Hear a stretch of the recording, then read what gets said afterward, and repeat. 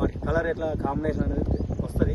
ఇవన్నీ మళ్ళీ భూమి లోపలికి 150 కిలోమీటర్ పోయిన తర్వాత ఆస్ట్రాస్ఫియర్ వస్తుంది. ఆస్ట్రాస్ఫియర్ అంటే ఒక లిక్విడ్ స్టార్ట్.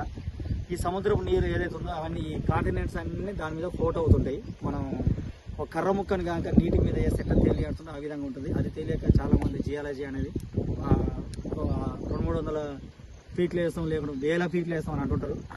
కానీ ఎక్కడ ఉన్న ఈ వెదరింగ్ ప్రాసెస్ అనేది ఓన్లీ గ్రనైట్ ఉన్న దగ్గర తక్కువ ఆల్మోస్ట్ ఒక 100 మీటర్ల వరకు మాత్రమే ఈ secondary formations, primary formations, primary fractures, weaker zones develop అయ్యే అవకాశం ఉంటుంది.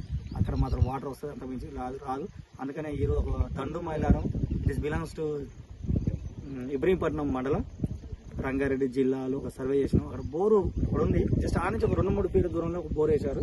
1000 ఫీట్లు వేశారు, వాటర్ రాలేదు. అంటే ఇవన్నీ మరి ఒక జస్ట్ 2-3 ఫీట్ల లోతులో 2-3 ఫీట్ల దూరంలో